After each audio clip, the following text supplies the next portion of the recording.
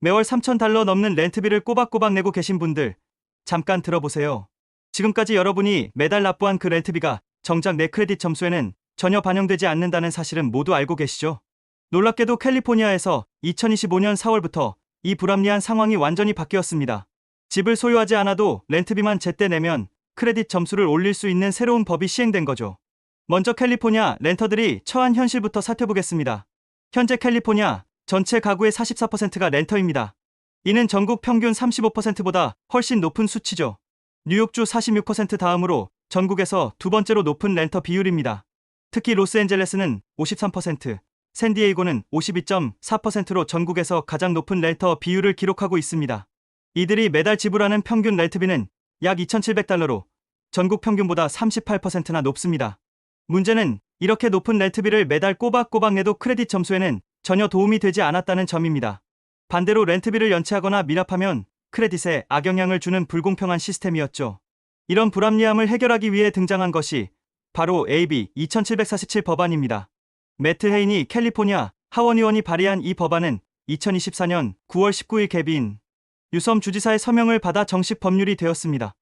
헤인이 의원은 많은 렌터들이 소득의 대부분을 렌트비로 지출하며 다른 모든 비용보다 렌트비를 우선시해서 납부하지만 제때 낸 렌트비는 크레딧 점수에 반영되지 않는다며 이는 수백만 명의 렌터들을 부채와 나쁜 재정 상태의 악순환에 빠뜨리는 불공정한 관행이라고 지적했습니다. 법안의 핵심 내용을 살펴보면 2025년 4월 1일부터 특정 조건을 만족하는 집주인들은 세입자에게 렌트비, 크레딧 리포팅 옵션을 제공해야 합니다. 세입자가 원할 경우 제때 낸 렌트비를 최소 1개 이상의 주요 신용평가기관에 보고하도록 하는 것이죠. 그럼 이 법이 누구에게 적용되는지 구체적으로 알아보겠습니다. 우선 16개 이상의 임대 유닛을 보유한 집주인들은 의무적으로 이 서비스를 제공해야 합니다. 15개 이하 유닛을 가진 집주인이라도 LLC, 법인 또는 리츠 형태로 소유하고 있다면 역시 적용 대상입니다. 하지만 15개 이하 유닛을 개인 명의로 소유한 집주인들은 이 법의 적용을 받지 않습니다. 또한 이미 유사한 렌트 리포팅 의무가 있는 보조주택 개발 사업도 제외됩니다. 시행 시점을 보면 2025년 4월 1일 이후 새로 체결되는 임대차 계약의 경우 계약 시점에 이 옵션을 제공해야 하고 매년 최소 한 번은 제한내야 합니다. 2025년 1월 1일 현재 유효한 기존 계약들은 2025년 4월 1일까지 이 옵션을 제공받아야 합니다. 세입자 입장에서는 어떤 혜택을 받을 수 있을까요? 가장 큰 장점은 크레딧 점수 향상입니다. Credit Builders Alliance와 City Foundation의 연구에 따르면 렌트 리포팅에 참여한 세입자의 79%가 크레딧 점수 상승을 경험했으며 평균 23점이 올랐습니다. 특히 밀레니얼 세대의 경우 88%가 크레딧 점수 향상을 경험했다고 합니다. 크레딧 점수가 오르면 향후 대출 승인이 쉬워지고 더 좋은 금리 조건을 받을 수 있으며 모기지 승인 가능성도 높아집니다. 비용 측면에서는 집주인이 월 최대 $10까지 수수료를 청구할 수 있습니다. 하지만 집주인이 렌트 리포팅에 실제 비용이 들지 않는다면 수수료를 받을 수 없습니다. 또한 이 수수료를 내지 않는다고 해서 임대차 계약이 해지되거나 보증금에서 차감되지는 않습니다. 세입자들은 완전한 선택권을 가집니다. 원한다면 언제든지 렌트 리포팅을 시작할 수 있고 반대로 원하지 않으면 중단할 수도 있습니다. 다만 한 번 중단하면 최소 6개월은 기다려야 다시 신청할 수 있습니다. 집주인은 세입자에게 우편이나 이메일로 렌트 리포팅 옵션을 제공할 수 있으며 세입자는 동일한 방식으로 신청서를 제출할 수 있습니다. 세입자가 추가 신청서를 요청하면 집주인은 언제든 제공해야 합니다. 중요한 것은 집주인이 연체나 미납 정보를 신용평가기관에 보고하는 것은 여전히 제한적이라는 점입니다.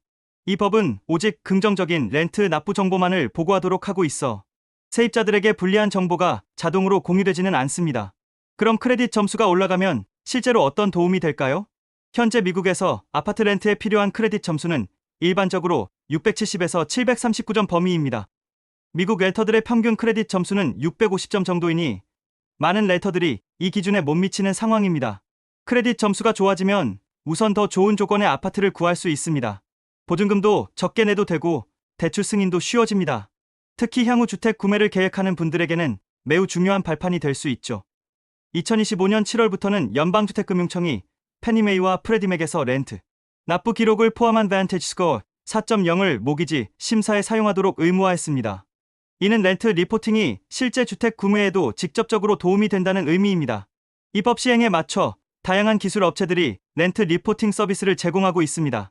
3대 신용평가기관인 Equifax, 트랜스유니언, 엑스피어엔과 연계해서 집주인들이 쉽게 세입자의 렌트, 납부 정보를 보고할 수 있는 플랫폼들이 등장했습니다. 이런 서비스들은 집주인의 업무 부담을 최소화하면서도 법적 요구사항을 충족할 수 있도록 자동화된 시스템을 제공합니다. 세입자 초대, 납부 알림, 월별 자동 리포팅 등이 모두 시스템으로 처리되죠.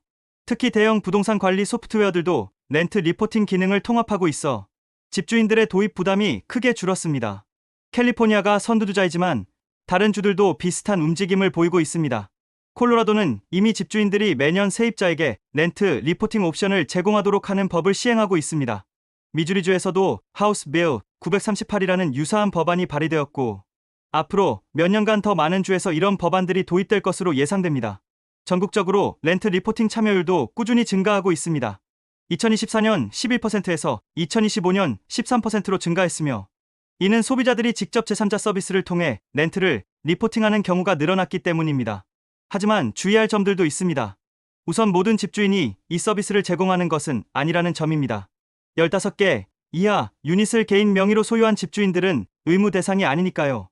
또한 월 $10의 수수료가 부담이 될 수 있습니다. 연간 $120인데 저소득층에게는 결코 적지 않은 금액이죠. 다만 집주인이 실제 비용을 들이지 않는다면 수수료를 받을 수 없으므로 이런 경우를 잘 확인해 보시기 바랍니다. 렌트 리포팅을 중단하면 6개월간 재신청할 수 없다는 점도 고려해야 합니다. 한번 시작하면 최소 6개월은 지속하는 것이 좋겠죠. 부동산 및 신용 전문가들은 이 법안을 대체로 긍정적으로 평가하고 있습니다. 가주주민복지연맹의 레이아 사이먼 와이즈버그 법률국장은 크레딧은 남부 일관성과 거래선, 이력 등 다양한 요소가 엎여 있어 세입자 입장에서는 꼼꼼히 기한 내 납부를 할 수 있는지 살펴봐야 한다고 조언했습니다. 다만 전문가들은 렌트 리포팅을 갑자기 중단하면 신용평가기관이 이를 부정적인 신호로 해석할 수 있다는 점을 주의해야 한다고 강조하고 있습니다. AB 2747은 캘리포니아 렌터들에게 새로운 기회를 제공하는 획기적인 법안입니다. 매달 내는 렌트비로 크레딧을 쌓아 향후 주택 구매의 발판으로 삼을 수 있게 된 것입니다. 특히 해외 한인교포들에게는 미국에서의 신용기록 구축에 큰 도움이 될 것으로 보입니다. 전통적인 크레딧 히스토리가 없는 분들도 렌트비 납부를 통해 신용을 쌓을 수 있게 되었거든요. 다만 이 혜택을 받으려면 세입자가 적극적으로 나서야 합니다. 그렇지 않다면 힘들게 만든 이 법안도 사각지대에 놓일 위험이 큽니다. 집주인이 제안하는 렌트 리포팅 옵션을 잘 검토하고 본인에게 맞는 선택을 하셔서 크레딧에 반영될 수 있기를 바랍니다. 앞으로 더 많은 주에서 비슷한 법안이 통과될 것으로 예상되니 다른 지역에 거주하시는 분들도 지역 동향을 주시하시길 권합니다. 실시간으로 제보와 사연을 받고 있습니다. 여러분의 생각과 의견을 자유롭게 댓글로 남겨주세요. 구독과 좋아요는 채널 운영에 큰 힘이 됩니다.